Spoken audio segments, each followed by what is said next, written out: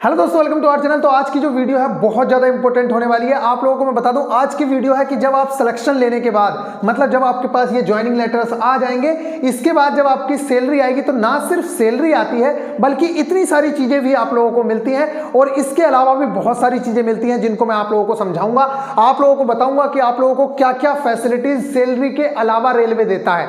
तो आप लोगों के लिए मोटिवेशन होगा, चाहे वो ALP वाला स्टूडेंट हो, चाहे वो ग्रुप डी के फिजिकल की तैयारी कर रहा हो, चाहे कोई बच्चा NTPC के रिजल्ट का वेट कर रहा है। इवन मैं कह रहा हूं कि कोई सी भी कैटेगरी है जो गवर्नमेंट जॉब की प्रिपरेशन कर रही है, उसके लिए ये बहुत ज्यादा यूजफुल वीडियो है और आप लोगों के अंदर एक नई एनर्जी भरने का ये वीडियो काम करेगी और आप बहुत ही जोश के साथ अपने फिजिकल की तैयारी करोगे या फिर ALP की तैयारी कर रहे हो, JEE की तैयारी कर रहे हो, तो उसको तैयारी को और ज्यादा बूस्ट दोगे।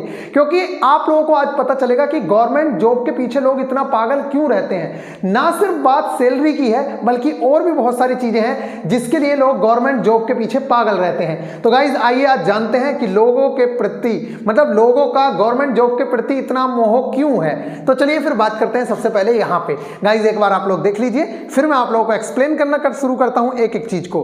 गाइज सबसे पहले तो आप लोगों को जो सैलरी मिलती है वो मिलनी ही है, जो मैं मान के चलता हूं। आप लोग देखिए NTPC की बात तो इससे सब ऊपर ही होंगी, NTPC में सारी चीजें इससे ऊपर ही होंगी। फिलहाल मैं ग्रुप डी के बारे में आप लोगों को बता रहा हूं, आप लोगों को NTPC की इसके साथ में बताता जाऊंगा।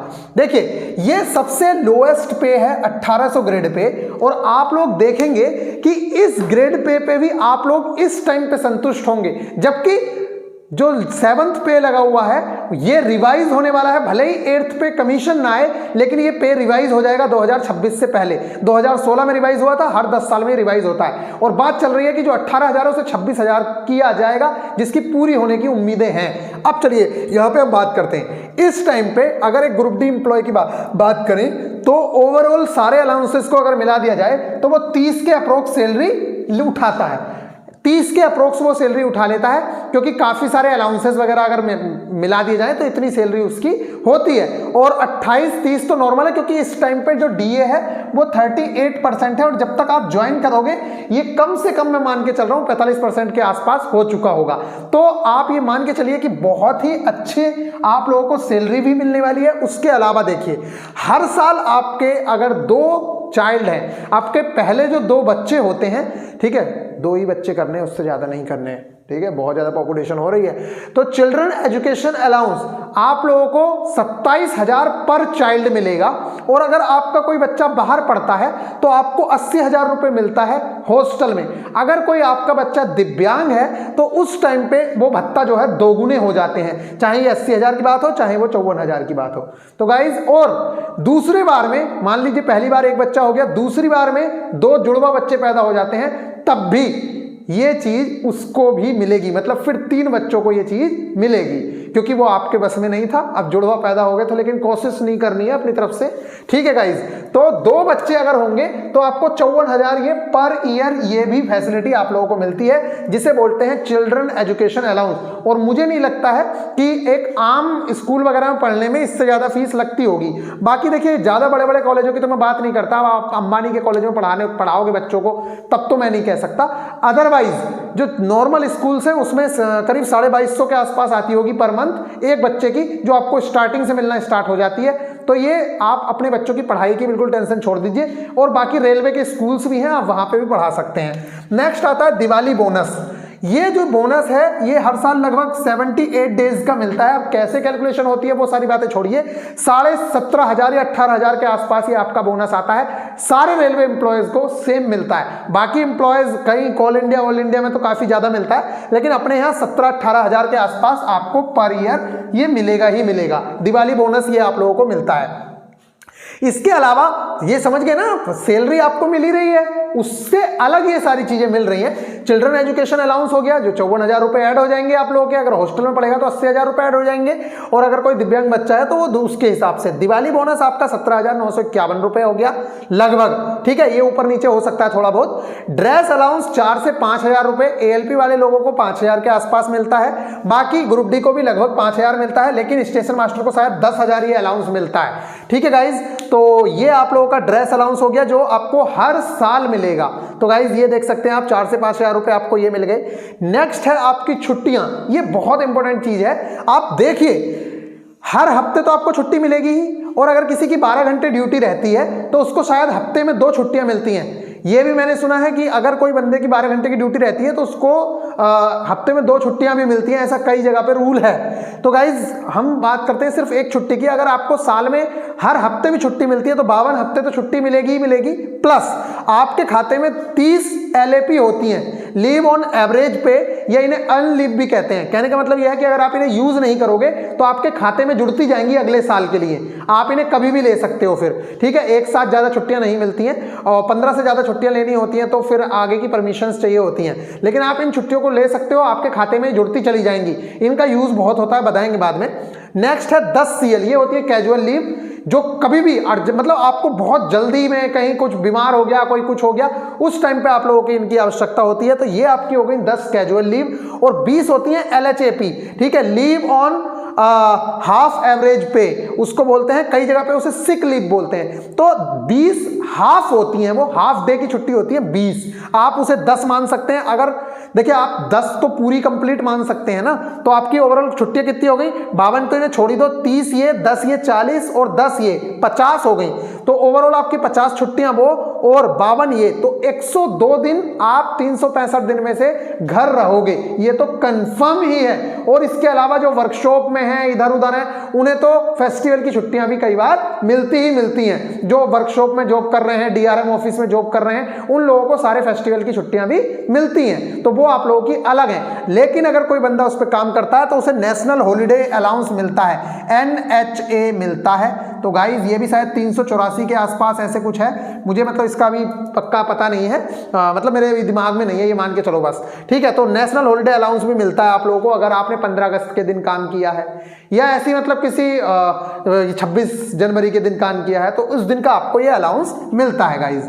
तो ये हो गई आपकी छुट्टियों की बात। इसके अलावा अगर कोई लड़की है जो प्रेग्नेंट है तो उसको 6 महीने का मातृत्व अवकाश मिलता है, जिसे बोलते हैं मैटरनिटी लीव। और ये जो लीव है 2 बार मिल सकती हैं आपको, ये 6 महीने की मिलती है 180 दिन की, और अगर आप पापा बनने वाले हैं तब आपको 15 दिन की छुट्टी मिलती है अपनी वाइफ की केयर करने के लिए। तो दारू पीने नहीं चले जाना, ठीक है। वाइफ की केयर करने का मतलब है वाइफ की केयर करनी है, समझ आ गई ना, उसको आपकी हेल्प की जरूरत है। गवर्नमेंट आपको इतनी छुट्टियां दे रही है तो वो इसलिए दे रही है कि अपनी वाइफ की केयर करो, ये नहीं है कि वहां जाके गप्पे लड़ा रहे हो, ठीक है।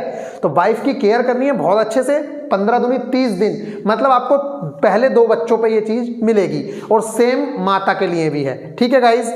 इसके अलावा ये नहीं है कि आपकी छुट्टियां खत्म हो गई, फिर आपको छुट्टियां मिलती हैं कि आपको पे नहीं मिलता या हाफ पे मिलता है, इस तरह से आपको बाकी छुट्टियां मिलेंगी जब ये छुट्टियां खत्म हो जाएंगी। तो गाइज पहली बात तो ये छुट्टियां खत्म ही नहीं होती हैं, 102 छुट्टियां लगभग बहुत होती हैं, अगर कोई बंदा इन्हीं को यूज करता रहे तो बहुत होती हैं। और दूसरी चीज, ये जो छुट्टियां हैं जो अनलीव है, बाद में बात करेंगे चलो इन डिटेल, ठीक है, इन डिटेल भी बाद में बताएंगे, यहाँ लंबा हो जाएगा। नेक्स्ट है फ्री ट्रेवल पास, ये आपको मिलता है, कहते हैं कि जब आप नए नए लगोगे ग्रुप डी में तो आपको एक फ्री पास मिलेगा कंप्लीट, और दूसरा आपको 4 PTO मिलेंगे, ठीक है। PTO में आपको 1/3 किराया देना होता है अपना। तो गाइज ये आप लोगों के लिए रहा, आप फैमिली के साथ आराम से घूम के आ सकते हो, इस तरह का ये पास मिलता है पूरी तरीके से, ठीक है। तो आप कहीं भी मतलब कहीं से लेके कहीं तक भी घूम सकते हो। और अभी एक रूल और आया था, पहले ऐसा नहीं था कि ब्रेक जर्नी के लिए अवेलेबल होता था, अभी ये ब्रेक जर्नी के लिए भी अवेलेबल है। मतलब आप यहां से जयपुर गए, फिर जयपुर से कहीं और गए, तो एक ही टिकट में आपका काम होगा, ये नहीं है कि अलग अलग टिकट आपको यूज करने पड़ेंगे। इस तरह की इंफॉर्मेशन है। बाकी जब कंप्लीट बताएंगे आपको फ्री ट्रैवल पास के बारे में बताएंगे तो कंप्लीट फ्री ट्रैवल पास के बारे में बताएंगे, जब छुट्टियों के बारे में बताएंगे तो सारी की सारी छुट्टियों के बारे में ही आपको बताएंगे।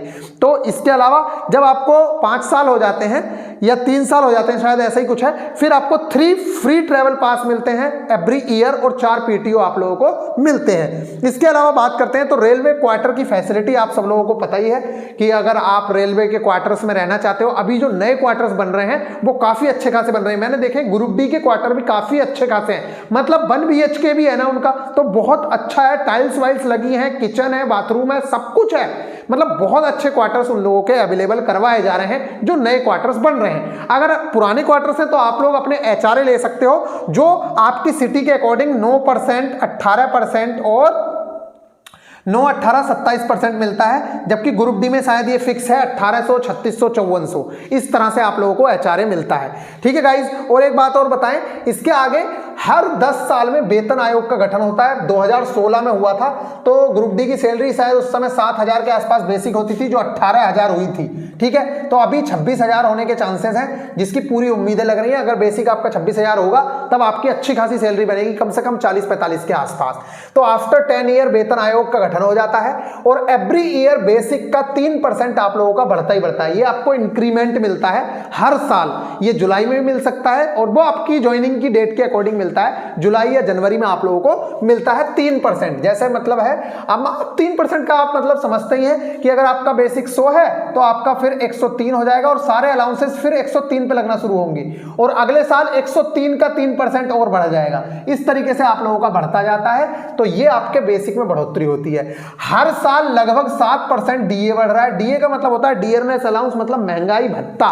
तो जितनी महंगाई बढ़ती है उसी रेशियो में हर 6 महीने में 3% या 4%, 5% कुछ भी बढ़ सकता है। महंगाई अगर ज्यादा बढ़ेगी तो ये ज्यादा भी हो सकता है। अभी 38% मिल रहा है, जिस टाइम पे हमने ज्वाइन किया था उस टाइम पे 17% मिल रहा था, अभी ये 38% हो चुका है। आप लगा लीजिए कितनी ज्यादा इसमें बढ़ोतरी हुई है। तो इस टाइम पे ये 38% हो गया है डीए, और डीए बहुत बड़ी बात होती है। आपके बेसिक का 38%, मतलब अगर आपका 18000 है तो 40% मानो तो 7200 रुपए, मतलब 7000 रुपए डीए मिल रहा है आपको।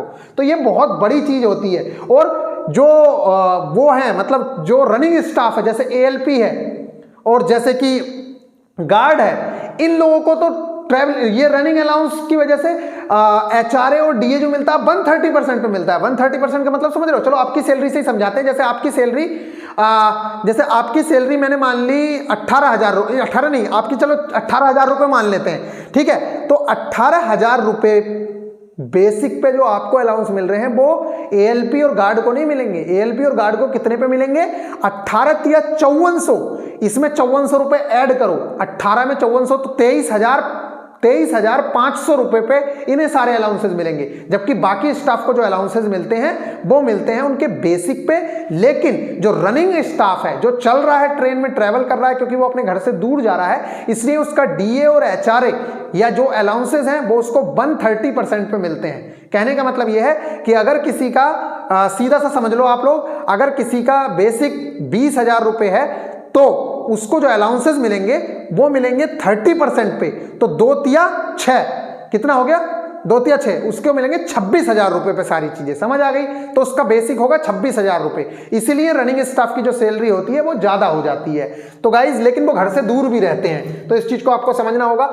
उसके अलावा है नाइट ड्यूटी अलाउंस। ठीक है, नाइट ड्यूटी अलाउंस की बात करें तो नाइट ड्यूटी अलाउंस भी मिलता है अगर आप रात की ड्यूटी करते हैं। और रात की ड्यूटी रेलवे जो मानता है वो रात के 22 बजे से लेके मॉर्निंग में 6 बजे तक की शायद ये ड्यूटी मानी जाती है, और एक यूनिट जो होती है वो 6 घंटे की होती है। तो गाइज, इस तरीके से आप लोगों को रात का पैसा मिलता है, और ये भी अच्छा खासा पैसा मिलता है। ठीक है गाइज, ये भी अच्छा खासा पैसा मिलता है, शायद 200-250 रुपए पर नाइट आपको मिलती है। ठीक है गाइज, उसके अलावा म्यूचुअल ट्रांसफर की फैसिलिटी आपके पास है। मान लीजिए आप ट्रैकमैन बने, ठीक है, या मान लीजिए आप वर्कशॉप में हैं इज्जत नगर और आप जाना चाहते हैं मुरादाबाद, तो आप वहां से म्यूचुअल ट्रांसफर करवा सकते हैं। आपकी सेम कैटेगरी है, और सेम कैटेगरी का मतलब आपकी जो जॉब है वो भी, मान लीजिए आप, चलो इस तरह से समझिए, कोई बंदा है जो ट्रैकमैन की जॉब करता है लखनऊ डिवीजन में और वो आना चाहता है मुरादाबाद डिवीजन में, या जो जाना चाहता है साउथ में केरला में, तो केरला के किसी बंदे से आप कांटेक्ट करोगे, जिसके लिए फेसबुक ग्रुप्स हैं, टेलीग्राम ग्रुप्स हैं, बहुत सारी चीजें हैं। तो आप लोगों की बातचीत हो जाती है कि भाई तुम यहाँ आ जाओ, मैं वहां चला जाऊंगा। कई बार क्या होता है, साउथ वाले बच्चे यहाँ का फॉर्म भर देते हैं, तो आप आपस में एक दूसरे से इंटरचेंज कर सकते हैं। उस टाइम पे आपको गवर्नमेंट एक भी पैसा नहीं देगी आपके ट्रांसफर का, क्योंकि वो आप अपनी मर्जी से करा रहे हैं। इसे कहते हैं पारस्परिक ट्रांसफर। ठीक है, लेकिन अगर आपका नॉर्मल ट्रांसफर गवर्नमेंट करेगी, उस टाइम पे आपको ट्रांसफर अलाउंस दिया जाएगा, साथ में आपको सामान ढुलाई का भी पैसा देगी गवर्नमेंट, और आपको टाइम भी देगी कि आप यहां से अपना सामान वहां पहुंचा लो विद फैमिली, सारी चीजें। ठीक है गाइस, तो उसका ट्रांसफर अलाउंस भी आपको मिलता है, जो काफी अच्छा खासा मिलता है। ठीक है, जिसमें आप बड़ी आसानी से जा सकते हैं। अगर कोई बंदा खिलाड़ी है तो उसे स्पोर्ट्स में एंट्री मिल सकती है, जिसमें उसका आधा टाइम तो खेलने के लिए ही दे दिया जाता है। लगभग जो आपकी ड्यूटी का टाइम है उसका आधा टाइम खेलने के लिए दे दिया जाता है। और बहुत सारे खिलाड़ी, जो बड़े बड़े खिलाड़ी हैं, वो रेलवे से निकले हुए हैं और अभी भी बहुत सारे खिलाड़ी जिनके नाम आप सुनते हैं ओलंपिक तक में, वो रेलवे के एम्प्लॉय भी हैं। ठीक है, तो अगर आप अच्छा खेलते हैं तो फिर काम वाम तो क्या ही है, आपको फिर खिलाड़ी, क्योंकि इस टाइम पे आपको पता है कि हमारा खेल में भी बहुत ज़्यादा योगदान दे रहे हैं और प्रधानमंत्री मोदी जी ने भी कहा है कि भैया खेलों की ओर। और आपको पता ही है कि कितने सारे गेम्स हो रहे हैं, यूथ हो रहा है, खेलो इंडिया हो रहा है, ये सारी चीज़ें हो रही हैं। तो अगर आपका खेल अच्छा है तो आपको उसी में ले लिया जाएगा। तो गाइज ये आप रेलवे की तरफ से खेल सकते हैं।